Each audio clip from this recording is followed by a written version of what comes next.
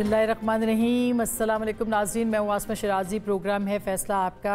General फैज़ गिरफ़्तार क्या हुए कि उनके बाद से अब तक आफ्टर शॉक्स का सिलसिला जारी है। ज़लज़ले पे ज़लज़ला आ रहा है, नेटवर्क बेनकाब हो रहा है और जो वो फैज़ आम पाने वाले थे वो अब बेनकाब हो रहे हैं। और शायद यही किस्मत का खेल भी है, लेकिन जो तारीख़ है वो इंसाफ करती है। और अब जिस तरह के इवेंट सामने आ रहे हैं उससे ऐसे लगता है कि अभी बहुत कुछ आना बाकी है। कुछ गिरफ्तारियां आज हुई हैं। ISPR ने उसके ऊपर एक प्रेस रिलीज़ भी दिया है। 3 मज़ीद अफसरान, कुल मिला के 8 अफसरान गिरफ्तार हो चुके हैं। इसके साथ साथ सिर्फ यही नहीं, बल्कि आज इमरान खान साहब ने जो गुफ्तगू की है अडयाला जेल के अंदर, उसके अंदर भी उन्होंने अपने आप को डिसएसोसिएट किया है जनरल फैज़ के साथ। और सिर्फ डिसएसोसिएट ही नहीं किया, बल्कि ये भी कहा कि वो हमारा असासा थे मगर ज़ाया कर दिए गए। वो किस तरह से ज़ाया हुए इसके ऊपर भी हम बात करेंगे आज के इस प्रोग्राम में। और जो फ़ौज ने प्रेस रिलीज़ दी है उसके अंदर बड़े वाज़े लफ्ज़ों में ये कहा है कि ये अदम इस्तेहकाम के अंदर जो है वो काम आ रहे थे सियासी मफादात की ईमा पर। यह एक संगीन इल्ज़ाम है जिसकी सज़ा भी सख्त है।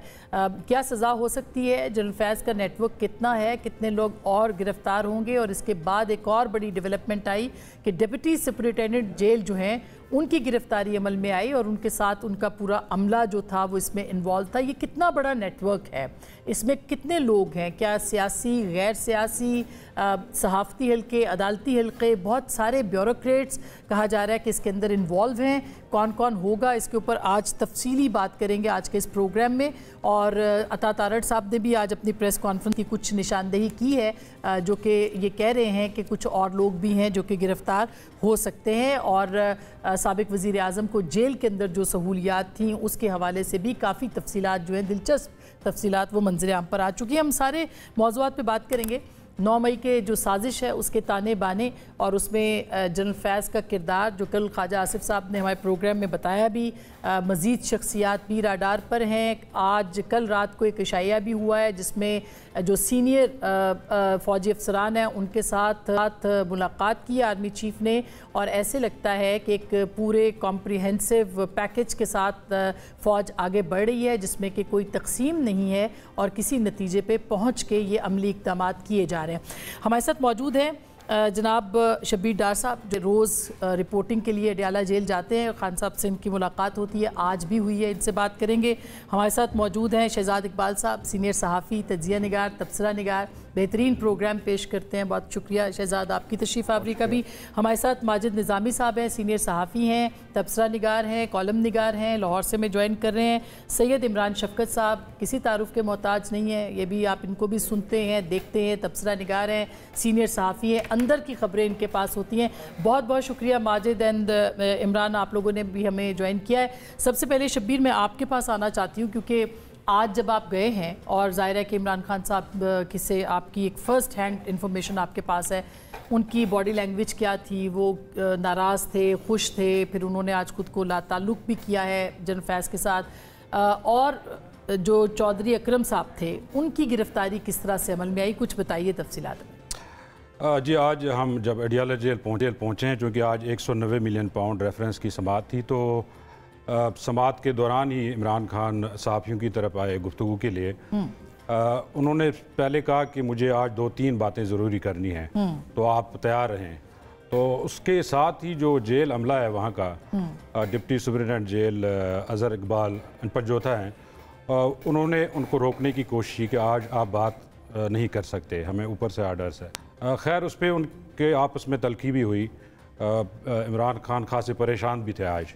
तो खैर तलखी ख़त्म हो गई, तो उसके बाद इमरान खान सहाफ़ियों से गुफ्तगू शुरू हुई उनकी। तो उन्होंने शुरू यहाँ से किया कि जो जनरल फैज़ की गिरफ़्तारी है इससे मेरा कोई ताल्लुक़ नहीं है, जनरल फैज़ से मेरा कोई लेना देना नहीं है। इनकी जो गिरफ़्तारी है ये फ़ौज का अंदरूनी मामला है। फ़ौज अगर एहतसाब करना चाहती है, अपना इंटरनल एहतसाब, ये अच्छी बात है, लेकिन एहतसाब अक्रॉस द बोर्ड होना चाहिए, सबका होना चाहिए। उन्होंने फिर 9 मई का हवाला दिया कि 9 मई का जो मामला है वो मेरी गिरफ़्तारी से शुरू हुआ, जब मुझे इस्लामाबाद हाई कोर्ट से रेंजर्स गिरफ़्तार करके ले गई, तो उसकी तफ्तीश क्यों नहीं हो रही है। तो उसके बाद उन्होंने सारा मुद्दा जो है जनरल बाजवा साहब की तरफ मोड़ दिया कि जब मेरी हुकूमत थी तो उस वक़्त जब जनरल फैज़ DGISI थे, मैं उनको हटाना नहीं चाह रहा था, और उस वक्त अफ़गानिस्तान के साथ तालिबान के साथ वो मुज़ाकरात कर रहे थे। 3 साल उनके मुज़ाकरात जारी रहे वहाँ पे। उन्होंने ज़ल्म खलीलज़ाद और तालिबान को मुझसे मिलाया और ये सारी चीज़ें इनमें ही वो एंगेज थे। तो मैं नहीं चाह रहा था कि उनको उस वक्त उनके ओहदे से हटाया जाए, लेकिन जनरल बाजवा ने अपनी एक्सटेंशन के लिए उनको हटाया और मैंने जनरल बाजवा को बार बार कहा कि इनको ओहदे से ना हटाएं, लेकिन जनरल बाजवा ने मेरी बात नहीं सुनी, बल्कि इस पे हमारी तलखी भी हुई है। जनरल बाजवा के साथ मेरी शदीद तल्ख कलामी हुई है इस बात पे कि जनरल बाजवा को आप क्यों हटा रहे हैं। साथ उन्होंने ये भी कहा कि जनरल फैज़ जो है वो हमारा असासा थे, इनको ज़ाया कर दिया गया है। तो लिहाजा जो उस वक़्त जो लंदन प्लान बना था उसमें बहुत सारे लोग शामिल थे। उस वक़्त मियाँ नवाज़ शरीफ, मियाँ शहबाज शरीफ ने ये शर्त रखी थी कि जनरल फैज़ को उनके ओहदे से हटाया जाए। ये सारी गुफ्तगू उन्होंने की। तो जो जेल वाला मामला जो है, जो उनकी सहूलतकारी का एक नेटवर्क पकड़ा गया है जिसमें कलीदी किरदार जो था वो deputy superintendent jail Mohammad Akram है उनका था। ये बात जो है, ये इस नेटवर्क की बात जो है, ये 20 जून को ये मामला सामने आया था, यानी आज से 2 माह पहले। उस वक़्त ये बातें सामने आई थी कि बानी पीटीआई की सहूलतकारी की जा रही है जेल से, तो इसमें कौन कौन लोग मुलव्वस है, उन नाम आया था। जो डिप्टी सुपरिटेंडेंट जेल है मोहम्मद अकरम, उनका नाम आया था।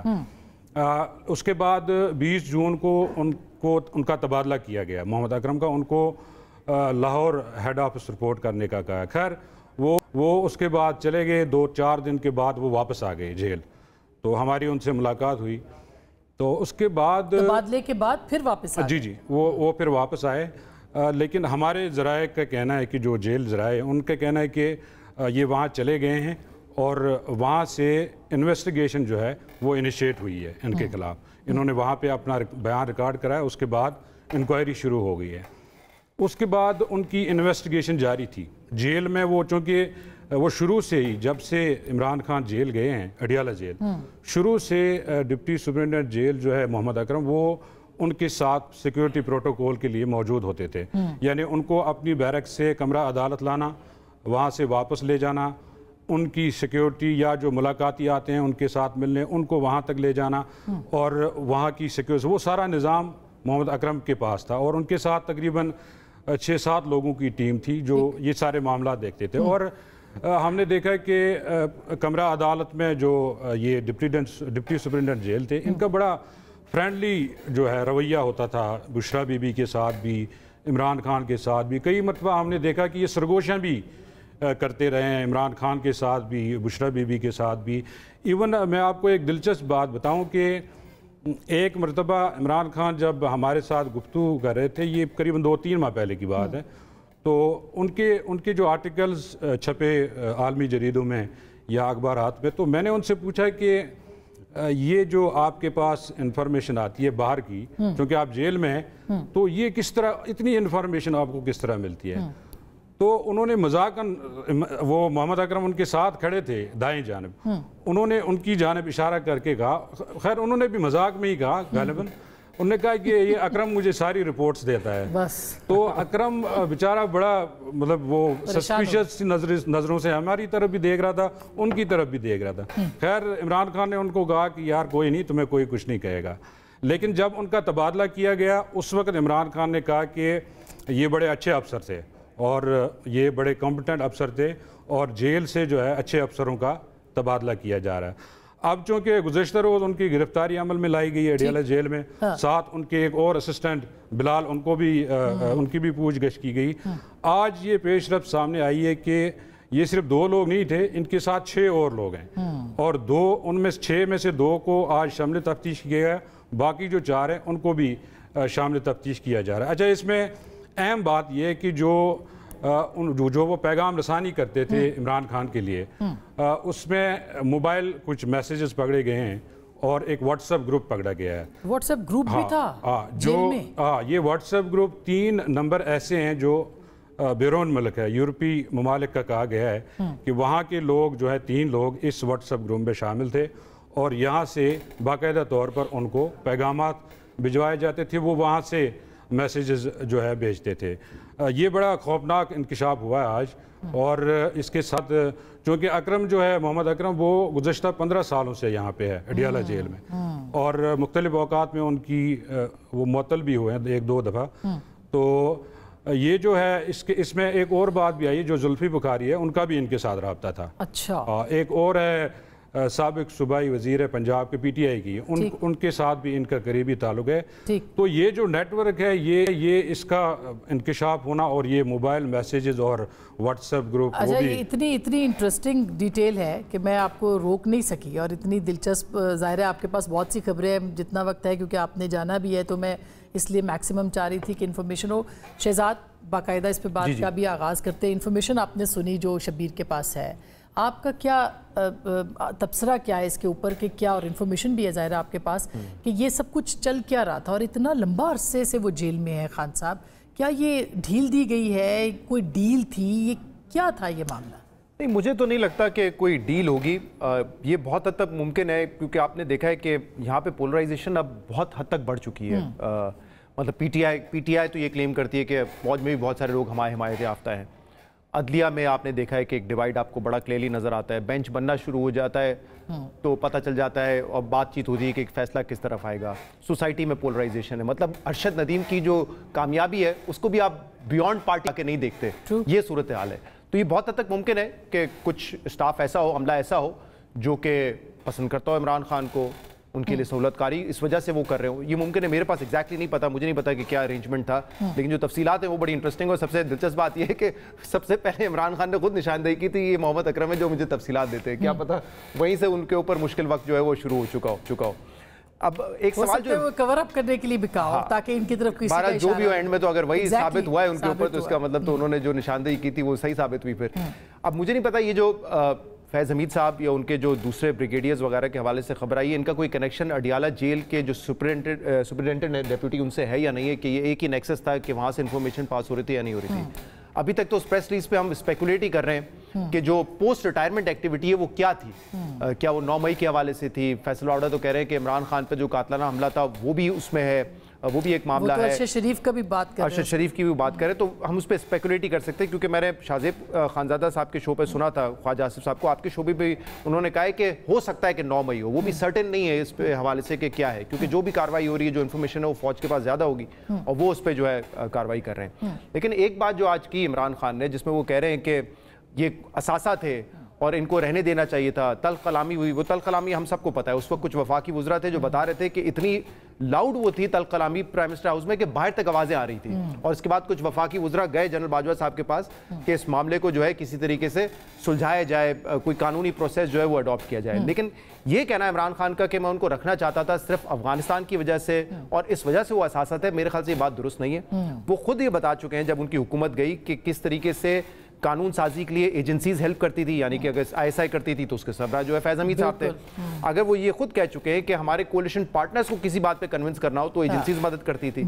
इलेक्शन से पहले के जो मामलात हों जिसमें टिकट देने तक के हवाले थे तो उस वक्त वो DGC थे। और अभी आज तो एक और खबर जाहिद गुशकोरी हमारे जो अपने इन्वेस्टिगेशन सेल के सीनियर कॉरेस्पॉन्डेंट उन्होंने दी है कि इस इलेक्शन में भी उनकी इन्वॉल्वमेंट है। रिटन कंप्लेंट की है इलेक्शन कमीशन ने आर्मी के साथ कि वो इन्वॉल्व थे अभी 24 के इलेक्शन के जी। तो ये सारी एक्टिविटी जो उनकी थी पोस्ट रिटायरमेंट और प्री रिटायरमेंट, वो तो मेरे ख्याल से उसके काफ़ी शायद शवाहिद हमारे सामने मौजूद हैं। अच्छा, आप कुछ कहना चाह रहे हैं? फिर मैं इमरान। अच्छा, एक बात ये कि जो इमरान खान ने गुज़श्ता 5-6 समातों से गुफ्तगू की है या उनके जो बयानात हैं उनको अगर आप सीक्वेंस से देखें, पहले उन्होंने कहा कि GHQ के सामने मैंने एहतजाजी कॉल दी थी, उसके बाद उन्होंने पैगामात भिजवाए कि आप न्यूट्रल हो जाएँ, उसके बाद उन्होंने मशरूत माफ़ी का ऐलान किया, उसके बाद उन्होंने कहा जी आप नुमाइंदा दे दें, मुज़ाकरात के लिए तैयार हूँ। यानी उनका रवैया जो पहले था वो नरम पड़ गया है। और ये इस बात की तरफ इशारा है गालिबन कि जो जनरल फैज़ की गिरफ्तारी है या जो जेल का नेटवर्क पकड़ा गया, उनको पैगाम पहुँच गया था कि लोगों के गिरद घेरा तंग हो रहा है। ये इमरान, आपके पास तो बड़ी खबर है और आपका जो व्लॉग है हम बड़े शौक से सुनते भी हैं, उसमें बड़ी अंदर की खबर होती है। आपको क्या लगता है खान साहब को पहले पता चल जाना और फिर उनका रवैया नरम होना, उनका फिर आज परेशान होना, जनरल फैज़ का नेटवर्क कौन कौन कहाँ कहाँ कहा जा रहा है, बहुत सारी गिरफ्तारियां एक्सपेक्टेड हैं, क्या कहेंगे आप? एक तो जो मुझे लगता है कि ये जो सब कुछ हो रहा है ये फैज़ नेटवर्क को तोड़ने के लिए सब कुछ हो रहा है, और जो कुछ अभी तक हमारे सामने हो रहा था ये हमारे यहाँ तारीख़ में शायद कभी कोई इतने इनकलाबी नहीं हुए जितने हमने देखे कि जज भी इनकलाबी हो गए, वो ख़त भी लिख रहे हैं, वो फिर मुश्तरका इजलास भी हो रहे हैं, और फिर बड़ी एग्रेसिव हमने देखा उनको। वो भी जो था वो उसके पीछे भी कोई ना कोई चीज़ थी, और ख़्याल यही किया जा रहा है कि शायद जो है वो जनरल फैज़ का जो मोबाइल है या वो जो भी डाटा हासिल किया गया है उससे कुछ ना कुछ क्लू मिलेंगे। ना सिर्फ जो है वो बात, या यूँ मैं कह लें ज़रा मोहतात अल्फाज इस्तेमाल करना चाह रहा हूँ कि बात थोड़ी सी इससे भी ऊपर जा सकती है, और मतलब मैं इससे ज़्यादा नहीं बात कहना चाहता नेशनल मीडिया के ऊपर बैठ के। तो दूसरा जो है 9 मई के हवाले से जो शुक्र शुबहात का इजहार किया जा रहा है, कोर कमांडर कॉन्फ्रेंस में जब ये पेशावर की कोर को कमांड कर रहे थे तो इन्होंने जनरल बाजवा साहब से कहा, यानी उस मीटिंग में काफ़ी सारे ज़ाहिर कोर कमांडर होते हैं, सारे ही होते हैं, तो उन्होंने कहा कि जी कि मैं इन लोगों को बड़ी अच्छी तरीके से जानता हूँ, ये लोग जो हैं ये हमारे ना दफ्तरों के बाहर आके एहतजाज करेंगे पाकिस्तान तहरीक इंसाफ वाले, तो आप अपनी पॉलिसी को रिव्यू कर लें। तो इसके ऊपर वो बड़ी सी सन्नाटा सा छा गया कि भाई वो हमारे दफ्तरों के बाहर आके क्या करेंगे। तो उन्होंने कहा कि जी मैं चूंकि इन लोगों को बड़ी अच्छे तरीके से जानता हूं तो ये कर सकते हैं। तो फिर थोड़े दिनों बाद एक एहतजाज जो था वो पेशावर के कोर कमांडर हाउस के बाहर एहतजाज हुआ था पाकिस्तान तहरीक इंसाफ वालों का। फिर इन्होंने फ़ोन किया और फ़ोन करके जनरल बाजवा साहब से ये वाली बात कही, रिपोर्टरली मैं ये वाली बात बता रहा हूँ। तो उन्होंने कहा कि जी कि क्योंकि मैं ये रिपोर्टरली क्यों कह रहा हूँ, ये उससे अगली कोर कमांडर कॉन्फ्रेंस में ये बात फिर जनरल बाजवा साहब ने दोहराई कि इन्होंने मुझे फ़ोन करके कहा था कि जी मैंने आपको मुतनब्बे किया था कि ये लोगों ये इसी तरह के हैं, ये हमें टारगेट करेंगे अब। तो उन्होंने फिर उस मीटिंग में कहा कि जी ये आज तो आए हैं बाहर, कल को ये अंदर भी घुस सकते हैं, ये GHQ के अंदर भी आ सकते हैं, ये बड़े अजीबोगरीब किस्म के लोग हैं, मैं इनको बड़े अच्छे तरीके से जानता हूँ, तो आप जो है ना अपनी पॉलिसी रिव्यू करें। तो वहाँ पर जो बाकी उनके कोलीग्स थे उन्होंने इसके ऊपर स्टैंड लिया कि नहीं, क्यों रिव्यू करनी चाहिए, हमें उनको कोई सपोर्ट नहीं करना, ये वो इस तरह की जो भी जिसका भी जो ख्याल था उन्होंने पेश किया।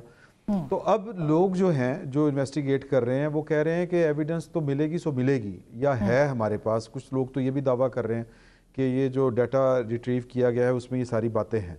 ठीक। तो वो कहते हैं कि जी कि ये आइडिया जो था फौजी इंस्टॉलेशंस के बाहर जाके करने वाला, ये बेसिकली जनरल फैज़ साहब का था, और ये वहीं से फिर बात आगे चली और फिर ये पाकिस्तान तहरीक इंसाफ को 9 मई के ऊपर बेसिकली जो सारा प्लान किया गया था, ये इनमें मास्टरमाइंड जो था वो इमरान खान साहब के साथ इनका था।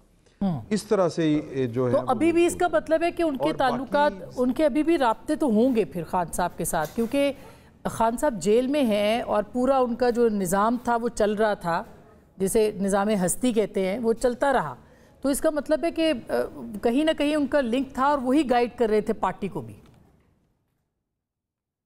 जी इसी तरह ही है। देखें आप, अगर हामिद मीर साहब ने मेरा ख्याल वॉइस ऑफ अमेरिका से बात की थी, कहा था कि अब तो पाकिस्तान तहरीक इंसाफ के लोग इमरान खान साहब को जाके शिकायत करते हैं कि इनकी मुदाखलत बहुत बढ़ गई हुई है हमारे यानी पार्टी के अंदर। तो यानी ये पाकिस्तान तहरीक इंसाफ वाले जो थे वो शिकवा कना थे। अब लेकिन जाहिर है कि जो लीडर होता है इमरान खान साहब के जनरल फैज़ साहब के साथ कोई ना कोई मरासम थे, तो वो उनकी पार्टी को लीड कर रहे थे, या वो हदायत उनकी जो सेकंड लाइन है क़यादत की उसको दे रहे थे। तो बेसिकली तो जो नेटवर्क है फैज़ नेटवर्क, वो बड़ा खौफनाक कह लें आप, मतवाज़ी कह लें आप, और वो मौजूद था, मौजूद है। ये जो जेल सुपरिटेंडेंट्स हैं इनके मामलात आप देख लें तो ये सिर्फ जो है वो मामला यहाँ तक नहीं रुकेगा। मेरा ख्याल है कि ये शायद सियासतदानों तक भी जाए, और ये मरहलावार इसका इम्कान है। आपके पास नहीं, आपके पास काफ़ी खबरें हैं और मैं सिर्फ शब्बीर ने उठना है तो मैं उनका शुक्रिया अदा कर दूं और मैं माजिद आपके पास आ रही हूं, फिर मैं ब्रेक पे जाऊंगी। शब्बीर बहुत बहुत शुक्रिया आपका। माजिद, आपको क्या लगता है, जैसे अभी इमरान कह रहे हैं कि बहुत नेट जो आएगा, पहले तो फ़ौज का मुझे बता दें किस जगह पर वो गए हैं, जिस क्लॉज के तहत वो इन्वेस्टिगेशन कर रहे हैं उसमें तो कहा जा रहा है सज़ाए मौत भी है, पहले भी 9 मई के बाद बहुत से लोग जो हैं वो गिरफ़्तार हुए हैं। अभी भी आपको लगता है कि मज़ीद गिरफ्तारियां जो हैं वो अमल में आएंगी तो किस किस स्टेज के ऊपर आएंगी? जी बहुत शुक्रिया। ये मामला अहम इसलिए है कि इसके अंदर काफ़ी शोबा है, ज़िंदगी से लोग इन्वॉल्व हैं, सिविल भी हैं, मिलिट्री भी हैं, पॉलिटिशियंस भी हैं। तो इस सारे मामले को मल्टी डायमेंशनल तरीके से देखना पड़ेगा। और 9 मई के हवाले से जब हम बात हैं तो इसमें तो कोई दो राय नहीं है कि उसके जो मुल्जिमान हैं या जिन लोगों ने उसे प्लान किया उन्हें सजा मिलनी चाहिए। इसके साथ साथ हुकूमत की जानिब से जो प्लान किया गया है या उसको काउंटर करने के लिए जो स्ट्रेटजी बनाई गई है उसमें इतने नकाइस हैं कि ये मामला किसी सिरे लगता नजर नहीं आता। जितनी भी प्रोसिक्यूशन है, जितने भी मुकदमे हैं, वो निहायत तकनीकी बुनियादों के ऊपर उनको जेर बहस लाना चाहिए। उनके होते हुए हम ये तवक्को नहीं कर सकते कि बरतानिया के लेवल की सजाएं आप दे सकेंगे। दूसरी जानिब जहां तक जेल का या फैज नेटवर्क का मामला है तो मेरा ख्याल है कि ये कोई इतनी बड़ी बात नहीं है कि जिसको बड़ी हैरानी से कहा जा रहा है। एक शख्स जो 2 साल DGC रहा हो, फिर DG ISI रहा हो और उसके बाद वो पोस्ट रिटायरमेंट में कुछ एक्टिविटीज कर रहा हो, तो डेफिनेटली वो एक नेटवर्क की बुनियाद पे ही करेगा। और ये कैसा DG ISI होगा कि जिसके पास नेटवर्क ही ना हो। तो इसलिए मुझे इस मामले की समझ नहीं आती कि जब बड़ी हैरानी से कहा जाता है कि जी फैज नेटवर्क में दर्जनों या सैकड़ों लोग हो सकते हैं। एक आदमी जिसने 6 साल इस मुल्क पे गैर एलानिया हुक्मरानी की है, अगर उसके पास लोग नहीं होंगे तो किसके पास होंगे? तो इसलिए ये बिल्कुल, लेकिन वो एक शोबे के लोग नहीं है ना माजिद, वो एक शोबे के नहीं है ना, वो तो मतलब मल्टीपल हैं। वो जितने भी आप कहा जा रहा है कि अदालतों के अंदर भी ब्यूरोक्रेट्स भी, सहाफ़ियों के ऊपर भी उंगलियां उठाई गई हैं, तो मतलब एक पूरा मतलब हमारा नेटवर्क है जो कि वो पूरा उनको वो लीड कर रहे थे। तो मेरा ख्याल है कि इसका मतलब है कि बहुत दिन लगेंगे एक्सपोज होते होते। हाँ जी बिल्कुल, उसकी वजह यह है कि ये हम इस सारे मसले को आइसोलेशन में नहीं देख सकते। गुज़िश्ता 10 साल में पूरी सोसाइटी को इस रास्ते पे डाला गया और तमाम लोगों ने इस चीज को जिहाद समझ के, सवाब समझ के इसमें हिस्सा लिया। ये कोई पैसे की जंग नहीं थी या इख्तियारात की जंग नहीं थी। लोगों ने तो नजरियाती तौर पे इस सारे मामले को लिया कि करप्ट हैं लोग, गद्दार हैं, चोर हैं, इनको निकालना है, मुल्क को साफ करना है। तो उसकी बुनियाद पे आपको के अंदर ये लोग मिलेंगे। और इसीलिए जब हम बात करते हैं कि हर शोबे के अंदर से लोग मिल रहे हैं, तो उसकी वजह ये नहीं है कि वो नेटवर्क है, उसकी वजह ये कि 10 साल जहन साजी की गई और उस जहन साजी की बुनियाद पे लोगों ने रज़ाकाराना तौर पे भी अपनी खिदमत सर अंजाम देने का फैसला किया। तो इसलिए जहां तक जेल का मामला, तो इसमें यकीनन कुछ अकीदतमंद भी निकल आएंगे। अभी जैसे जैसे चीजें खुलेंगी, ये सारा मामला पैसे का या इन्फ्लुएंस का नहीं होगा, बड़ा नजरियाती तौर पे ये काम कर रहे होंगे।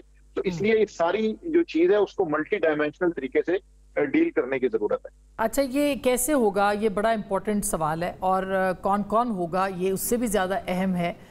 ये हो पाएगा कि नहीं हो पाएगा ये भी बहुत अहम है, लेकिन ये सारे सवाल हमने पूछने। ब्रेक, एक छोटी सी ब्रेक के बाद हम अपने तीनों शुरका से बात करेंगे। हमारे साथ रहिएगा।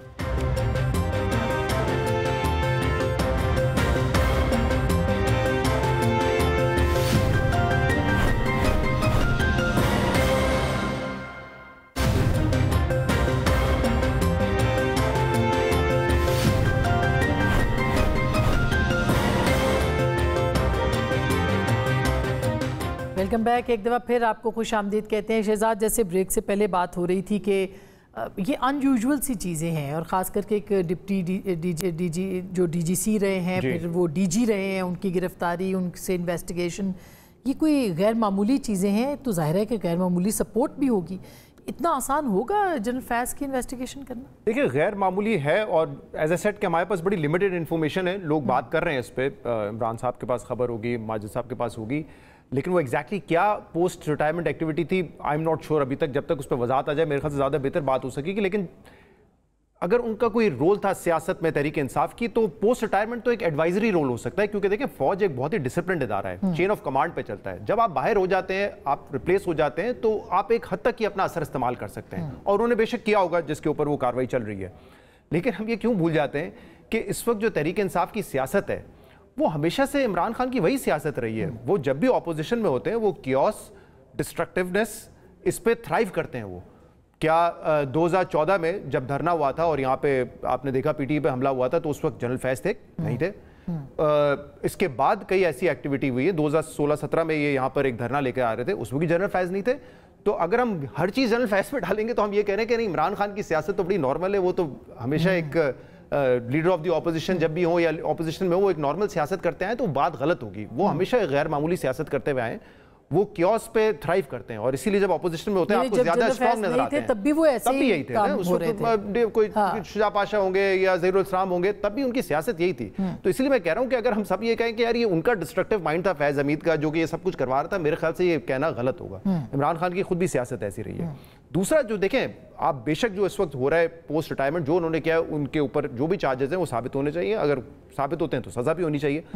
लेकिन हम क्यों भूल जाते हैं जो मेन उनकी एस्टैब्लिश्ड एक्टिविटी है वो प्री रिटायरमेंट है, चाहे उसमें सियासत में मेडलिंग हो, दखल अंदाजी हो, मदाखलत हो, वो सब कुछ एस्टैब्लिश्ड है ना एक तरीके से। ख्वाजा आसिफ साहब आपके शो पे क्या बता रहे थे, और ना सिर्फ उनकी है बल्कि उनके जो चीफ थे, आर्मी चीफ जनरल बाजवा के हवाले से भी। अगर डिफेंस मिनिस्टर बैठ के ये कहता है कि जनरल बाजवा साहब अपनी एक्सटेंशन के लिए भी, यानी कि सेकंड एक्सटेंशन के लिए भी ट्राई कर रहे थे, जिसपे वो पीटीआई से भी बात कर रहे थे, वो नून लीग से भी बात कर रहे थे, फिर वो कह रहे हैं कि उन्होंने फैज के लिए भी कोशिश की कि उनको जो है आर्मी चीफ बना दें, और 3 दिन पहले जब मामला होना था, जनरल आसिम मुनीर साहब को जब अपॉइंट किया गया, उससे 3 दिन पहले उन्होंने फैज हमीद की सपोर्ट छोड़ दी थी और उन्होंने किसी और शख्स की सपोर्ट स्टार्ट कर दी थी।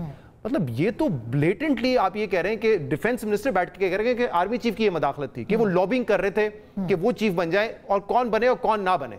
तो क्या उस पर कोई चार्ज नहीं होना चाहिए, क्या उस पर कोई कार्रवाई नहीं होनी चाहिए? तो आइन कहता है कि बाजवा साहब खुद बैठ के ये कह रहे थे कि 2022 मार्च तक सियासत में रोल हो सकता है, उसके बाद नहीं था, या 2021 फरवरी मार्च तक हो सकता है, उसके बाद नहीं था। तो जब वो खुद आके एक शख्स कह रहा है कि हमारा एक सियासी किरदार था, तो उस किरदार पे क्या बात नहीं होनी चाहिए? क्या तो उस किरदार पे जो है चार्ज नहीं होना चाहिए? फिर भी पॉजिटिवली ले रहे हैं कि चले कहीं ना कहीं से तो हाँ, लेकिन मैं कह रहा हूं कि अगर मकसद ये है कि सियासत में, जिस पे आप बहुत ज्यादा बात करते हैं, आज से नहीं करी, 2 दहाइयों से कर रही है जब से सहाफत में है, कि सियासत में मुदाखलत नहीं होनी चाहिए। बिल्कुल। तो जब तक आप ऑन जॉब जो आपने कारनामे किए हैं, जो मुदाखलत की है, उसके ऊपर नहीं किसी को पकड़ेंगे और उस पर कार्रवाई नहीं करेंगे, तब तक ये सिलसिला नहीं रुकेगा, क्योंकि ये असल इमरान, ये जो हम बात करते हैं ना कि ये हमारी ख्वाहिश है कि भाई सियासत में मुदाखलत ना हो, और अगर करना है तो फिर जनरल ज़हीरुल इस्लाम को भी करे, जनरल पाशा को भी करे, इनको भी करे, जनरल बाजवा वो क्यों बाहर रहे, वो भी तो ट्राइका का हिस्सा थे। तो क्या ये मुमकिन है? और फिर जो 9 मई की है पोस्ट रिटायरमेंट की जो बात हो रही है, ये एक बाकायदा कू की साजिश थी, जो कि ख्वाजा आसिफ भी कहते हैं और प्राइम मिनिस्टर ने भी कहा। तो कू की तो फिर बहुत सारे उसके तो नताइज निकलते हैं। अर्दोगान साहब ने क्या किया था, क्या वही पैटर्न होगा? देखें, कू अगर ये साबित हो गया जनरल फैज़ के ऊपर, या फिर उनकी सहूलतकारी जिसने की है इस सिलसिले में, तो ये इसके बड़े भयानक इसका अंजाम होगा। बगावत ये जब से जितनी इंसानी तारीख या जितनी रियासत पुरानी है, ये बगावत का जुर्म जो है वो उतना भयानक उस तब से ही है। तो उसके तो बड़े खौफनाक उसका अंजाम हमें नज़र आएगा, और अल्लाह ताला रहम करे। अल्लाह से दुआ मांगनी चाहिए कि चीज़ें जो हैं वो ठीक तरीके से चलें। तो बाकी जो बात है कि सबको, अगर आप देखें जो प्रेस रिलीज़ है उसमें बड़ा 2 टोक कहा गया है कि जो जनरल फैज़ बतौर DG ISI टॉप सिटी के अलावा जो कुछ वो करते रहे हैं, उसके ऊपर तो कोई जो है वो एतराज़ नहीं है, किसी को भी नहीं है। मसला ये है कि हमारे सियासतदान, हमारी पॉलिटिकल पार्टी, यहाँ पर इनके अपने अपने विलन हैं। इमरान खान साहब का विलन जो है वो जनरल कमर जावेद बाजवा साहब हैं, और ये विलन होने हुए हैं वो वोट ऑफ नो कॉन्फिडेंस के बाद, या उससे थोड़ा सा अरसा पहले जब जनरल फैज़ हमीद साहब को हटाया गया था। यही बाजवा साहब थे जो पनामा कर रहे थे, यही बाजवा साहब थे जो अकामा कर रहे थे, यही बाजवा साहब थे जो और भी बहुत कुछ कर रहे थे। और यानी मरियम को भी गिरफ्तार कर रहे थे, नवाज शरीफ साहब को भी गिरफ्तार कर रहे थे, सारा कुछ कर रहे थे, लेकिन इमरान खान साहब को उसके ऊपर कोई एतराज़ नहीं है। तो इसी तरह जो पाकिस्तान मुस्लिम लीग नून है, उनको जो है वो उनके भी अपने विलन और अपने अपने हीरो हैं। तो जब तक सियासी जमातें किसी असूल की बुनियाद के ऊपर खड़ी नहीं होती, अपने अपने मफादात को जब तक वो देखती रहेंगी, तो फिर हम इसी पे ही सब्र शुक्र करेंगे कि चलें जी चलें, वो रिटायरमेंट के बाद उन्होंने कोई एक्टिविटी की थी इस तरह की, तो उस वजह से वो गिरफ्तार कर लिए गए हैं। तो यानी जो मतलब ये जो हमारी एक ख्वाहिश है कि तहारत का अमल अब शुरू हो गया या एहतसाब का अमल शुरू हो गया, इसके पीछे भी कोई रीज़न है या ये प्योरली ये सोच के किया जा रहा है कि अब इसके बाद जो अनडू करनी है चीज़ें, तो इसके बाद हम सियासत में दोबारा वापस नहीं आएंगे? लेकिन 9 मई इमरान, आपने इसके ऊपर बहुत व्लॉग्स किए हैं और आपके पास बहुत इन्फॉर्मेशन है। 9 मई जैसा वाक़या अगर किसी भी और मुल्क में होता तो आपके ख्याल में वहाँ पे क्या होता और किस तरह से डील किया जाता, और ये किस किस्म की साजिश थी? देखिए, बात ये है कि 9 मई जो है वो बड़ा, यानी उसके ऊपर जो है वो क्या बात की जाए कि वो खान साहब तो कहते हैं कि जी कि वो फुटेज ला के दें, वो पता नहीं कौन सी फुटेज है वो जो ढूंढ रहे हैं। लेकिन बात ये है कि जिन रियासतों के में इस तरह की बगावतें होती हैं, वो उनको जिस तरह से कुचलते हैं वो हमारे सामने है। वो कैपिटल हिल वाले वाक़यात हों, बांग्लादेश वाले हों, या इधर वाले तुर्की वाले हों। लेकिन फिर मैं वही बात करूंगा कि ये जो चीज़ें गड़बड़ हैं वो इस वजह से गड़बड़ हैं कि पाकिस्तान के सियासतदान जो हैं वो ये गड़बड़ें करते हैं, पाकिस्तान की फ़ौज को मौका देते हैं, खुद जाते हैं, चीज़ें करते हैं और अपनी सहूलतकारी भी कह लें कि करवाते हैं या करते हैं, जो भी आप कह लें। फैज़ हमीद साहब वाला या 9 मई वाला जो इशू है, उसको फौरी तौर के ऊपर जिस तरह हमारी ख्वाहिश थी कि पाकिस्तान की रियासत को उस तरह से रिस्पॉन्ड करना चाहिए, वो इस वजह से नहीं हो सका कि जो माजिद निज़ामी साहब ने कहा था कि पाकिस्तान की इस्टेब्लिशमेंट ने तकरीबन 12-13 साल इन्वेस्ट किया था एक नैरेटिव के ऊपर, और कुछ लोग उस नैरेटिव को ले चुके थे और बाय कर चुके थे, बिलीव कर चुके हुए थे और सिस्टम के अंदर मौजूद थे। जो गिल साहब हैं, शहबाज गिल साहब और इमरान खान साहब बजाते खुद, वो खुद कहते हैं मुझे अंदर से खबरें आती हैं, वो आज भी यही कहते हैं कि जी कि इनके सारे लोग जो हैं वो वोटर तो मेरे हैं। तो जो चीज़ें गड़बड़ पाकिस्तान की इस्टेब्लिशमेंट ने की हैं, अब उनको वो खुद ही ठीक कर सकते हैं। ये कम से कम पाकिस्तान की सियासी जमातों के अंदर इतनी कैपेसिटी अभी तक तो नहीं है, क्योंकि ये अपने अपने मफाद के बंदे हैं, अपने अपना मफाद देखते हैं। तो ये नेटवर्क तोड़ना ज़रूरी था, टूटेगा और ये टूट रहा है। मैं नेटवर्क की आपको बात बताऊं कि नेटवर्क बनते किस तरह हैं। एक तो माजिद निज़ामी साहब ने कहा कि वो ऑलमोस्ट जो 4-5 साल वो DGI यानी के अंदर उन्होंने सर्व किया। जब वो जा रहे थे यहाँ से, तब वो क्या कर रहे थे, ये बड़ी इंटरेस्टिंग खबर है। वो यानी अपने जो बड़े करीब लोग थे जो अभी तक उनके काम आ रहे थे, उनके अंदर वो डॉलर तकसीम करके गए हुए हैं। डॉलर यानी वो बैग उठाते थे, बैग उनकी चेयर के पास पड़ा होता था। ये मैं आपको बड़ी जिम्मेदारी से बात बता रहा हूँ। तो वो जनाब यानी वो होता है ना कि फेयरवेल के नाम के ऊपर कि बस अब हम जा रहे हैं, तो ये तो वो मेरा ख्याल है एक 10,000 की वो पैकेट होता है डॉलर का, तो वो यूं करके आधा करते थे और यूं करके लोगों में बांटे उन्होंने। तो लोग उनके साथ लायल थे।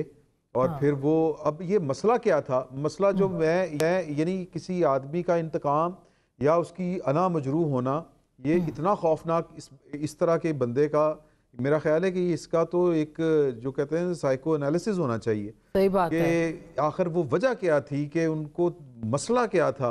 वरना तो लोग देखें, इन ओहदों के ऊपर बैठ के लोग ये पॉलिटिकल काम करते हैं। पाकिस्तान में कोई नया काम नहीं हुआ था। करते हैं लोग। लेकिन उसके बाद ये भी होता है कि वो फिर बाद में रिटायरमेंट के बाद सुकून से भी बैठ जाते हैं। ये वो कौन सी चीज थी जिसने जनरल फैज हमीद साहब को चैन से नहीं बैठने दिया? बाजवा साहब इन्हीं के बॉस थे। बाजवा साहब ने कम सियासत की हुई है, लेकिन बाजवा साहब रिटायरमेंट के बाद फिर उनको पता था कि मेरी लिमिटेशंस क्या हैं और मैंने किस तरह अब चलना है। ये अच्छा, ये कौन सी चीज थी जिसने, बिल्कुल, ये कौन सी चीज थी जिसने चैन से नहीं बैठने दिया? माजिद, मैं कमेंट लेके ब्रेक पे जाऊंगी। आपको क्या लगता है कौन सी चीज थी जिसने चैन से नहीं बैठने दिया जनरल फैज को? जी बिल्कुल, इसकी एक पूरी हिस्ट्री है जिसमें हम ये देखते हैं कि जब ये दोनों बड़े साहिबान 2 स्टार जनरल थे। उस वक्त इनकी कुछ ना कुछ आपस में अनबन थी। जब ये टॉप सिटी का वाकया हुआ है उस वक्त फैज हमीद साहब डीजीसी थे और एक और साहब एक दूसरे मिलिट्री इंटेलिजेंस की एजेंसी में थे। तो वहां से ये मामलात शुरू होते हैं और उसके बाद फिर ये मामलात रुकते नहीं हैं। उनको कभी कभी दोनों को तसल्ली दी जाती है, रोका जाता है, एक दूसरे के मामलात में दखल ना देने के वादे लिए जाते हैं। फिर ये होता है कि एक दूसरे के जो ऑफिसर्स हैं उनकी प्रमोशंस में रुकावटें डाली जाती हैं और एंड पे फिर ये हुआ कि डेफिनेटली जब जनरल फैज हमीद इस पूरी रेस से निकल गए तो उस वक्त जिस तरह यहाँ पे बात हुई कि एक क्लोजर होता है, रिटायरमेंट के बाद आपको बिल्कुल खामोश रहना चाहिए, लेकिन आईएसआई के अंदर चूंकि बड़े भरपूर इख्तियारात होते हैं, लामहदूद वसाइल और ताकत होती है, तो बड़ा मुश्किल होता है कि आप एक दिन में ही सब कुछ शट डाउन कर दें। और स्पेशली जब आपको इस सारे महाज में एक शिकस्त हुई हो और आप नाकामयाब रहे हो, तो इस वजह से फिर ये जब सारी चीजें मिलती हैं तो फिर कहीं ना कहीं जहन में ये रहता है कि अगर हम तो डूबे हैं सनम, तुमको भी ले डूबेंगे। तो ये बड़ी एक दो धारी तलवार होती है कि जिसमें आप कभी कामयाब हो जाते हैं और कभी फिर आप ऐसे नाकाम होते हैं कि और वो नाकाम 9 मई में मिसालें मिलती हैं। बिल्कुल बिल्कुल माजिद, नाकामी जो है वो 9 मई की सूरत हो गई। वो क्या डेस्परेशन होगी, इसके ऊपर भी बात करेंगे। और आज मियां नवाज शरीफ साहब ने भी पार्टी को अचानक बुलाया बड़े अरसे के बाद और वहाँ पे भी कुछ बयानिए की बात की गई है या बयानिया हुआ है। क्या बयानिया PMLN लेके आएगी, किस तरह से इसको देखेगी, उस पर भी बात करेंगे ब्रेक के बाद।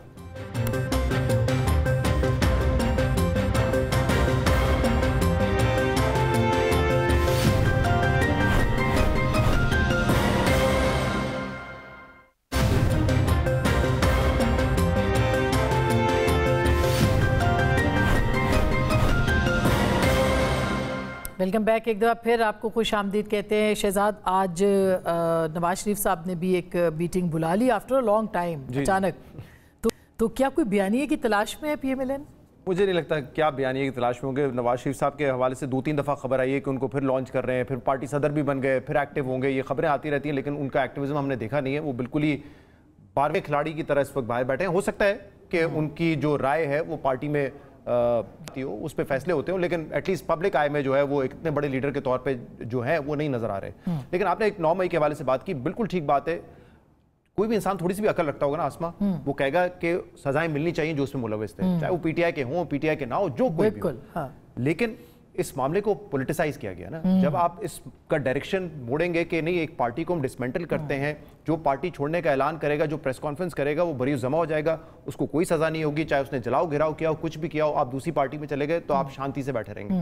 अगर ये होगा ना तो फिर एहतसाब नहीं, जानबूझ के इसको लंबा भी इसीलिए कैपिटल हिल में बहुत सारे लोगों को सजा मिली, आइडेंटिफाई करके ट्रायल हुआ, सजा मिली, लेकिन जिसके ऊपर इल्जाम है कि जिसने इंसाइट किया वो कौन है? डोनाल्ड ट्रंप है। और वो सदारती इंतखाबात लड़ रहे हैं और मुमकिन तौर पे वो अगले सदर भी बन सकते हैं अमेरिका के। तो जब सबूत हो जिसके खिलाफ हो वो, वहां पे हमने नहीं देखा कि किसी को कहा गया हो कि रिपब्लिकन छोड़ दो पार्टी तो आपको बरी जमा हो जाएंगे, आपके ऊपर कोई इल्जाम नहीं आएगा। जो फार राइट विंग ग्रुप है इस बरतानिया में जिसके ऊपर इल्जाम है यूके राइट्स वगैरह का, इतने लोगों को पकड़ा गया है, बच्चों को भी पकड़ा गया है। किसी को ये नहीं कहते कि आप प्रेस कॉन्फ्रेंस करो, गैर जानिबदारी का ऐलान करो तो आप, और वो भी यहाँ पे जो मिलिट्री कोर्ट के अलावा जो ट्रायल चल रहे हैं दहशतगर्दी की अदालत में, साल सवा साल हो गया, चार्ज फ्रेम नहीं हुए। ये तो प्रोसिक्यूशन की कमजोरी है। बिल्कुल सही बात है। और फिर जब और सबूत भी नहीं पेश हुए, अभी जो लाहौर में थे उसमें भी ये तो इन्वेस्टिगेशन और प्रोसिक्यूशन की जिम्मेदारी है। दुरुस्त बात है। इमरान, आपको क्या लगता है कि जाहिर है कि किसी मंतकी अंजाम तक पहुंचना है, इसको PMLN क्या बयानियां लेके आगे आ सकती है? और फिर हमाद अजहर साहब ने अचानक पार्टी छोड़ दी है, कल वो लिबर्टी चौक में नारे लगा रहे थे, इसके पीछे क्या साइंस हुई है? देखिए, मैं वो ज़ात बरादरी के ऊपर नहीं जाता, वो बड़े सियाने रही हैं पंजाब के, लाहौर के, तो वो बड़ा हिसाब किताब देख के, हालात देख के फैसले करते हैं। तो जो यानी बात पाकिस्तान मुस्लिम लीग नून के बयानिए की है, वो तो ये मेरा ख्याल है ये उनके बस की बात ही नहीं है। जिस लेवल के ऊपर चीज़ें पहुंची हुई हैं और जिस लेवल के ऊपर पाकिस्तान की 2 सियासी जमातों को सरकारी सतह के ऊपर और पाकिस्तान की जो डीप स्टेट है उसके फंडिंग की बुनियाद के ऊपर जिस तरह उनको डिस्क्रेडिट किया गया है, अब वो उनका क्रेडिट वापस किस तरह आएगा? नहीं ला सकते आप। अच्छा, उनके क्रेडिट पे अगर गवर्नेंस और उनके क्रेडिट पे अगर दोनों जमातों के अगर देखें कि उन्होंने पाकिस्तान की सर्विस कितनी की है, तो इमरान खान साहब के दौर में तो शायद अशर अशीर भी नहीं हुआ उसका। लेकिन बात अगेन फिर उसी की है, ये जो बयानिया है या जो कुछ भी है, जो एक पॉपुलैरिटी है, ये पॉपुलैरिटी पाकिस्तान की इस्टेब्लिशमेंट ने इनको बना के दी थी और ये पाकिस्तान की इस्टेब्लिशमेंट के उल्टे गले पड़ी है। तो अच्छा। बाकी ये कहना कि 9 मई वाले वाक़यात सिविल अदालतों में क्या हैं, अगेन फिर वही कि आप जब जजेस हजरात को उस प्रोजेक्ट के तहत ढूंढ ढूंढ के लेके आएंगे तो वो फिर लोअर जुडिशरी में उस तरह के जज ढूंढ ढूंढ के लाएंगे। ये मैं पंजाब की बात कर रहा हूँ, आपको लाहौर हाई कोर्ट की बात कर रहा हूँ कि वो ढूंढ ढूंढ के इस तरह के लोग जिस दहशतगर्दी की अदालतों में लेके आएंगे कि जो आपका पर्पस सर्व करेंगे। और फिर जो जिन साहब ने ये वाले काम किए, अब उन साहब के 2-3 मामलात हैं वो फिर कभी किसी और प्रोग्राम में बिल्कुल प्रोग्राम का इसीलिए ये थोड़ा कम हो गया टाइम, और आपकी माशाल्लाह जो गुफ्तगू है और उसमें बहुत सारी खबरें भी हैं। माजिद, आप ही वाइंड अप कीजिए कि क्या आपको लगता है, जिस तरह से अभी इमरान ने कहा है कि जिनको पॉपुलर किया गया था वही डिसमेंटल कर सकते हैं, ये मुमकिन है? देखिए, मुझे तो लगता है कि तमाम इदारों को एक एक कदम पीछे हटना पड़ेगा और उसके बगैर गुजारा नहीं है। कि अदालती निज़ाम का अजाब जो है वो पहले अवाम भुगत रहे थे, अब उसकी सुस्त रवि का अजाब जो है वो इदारे भी भुगत रहे हैं।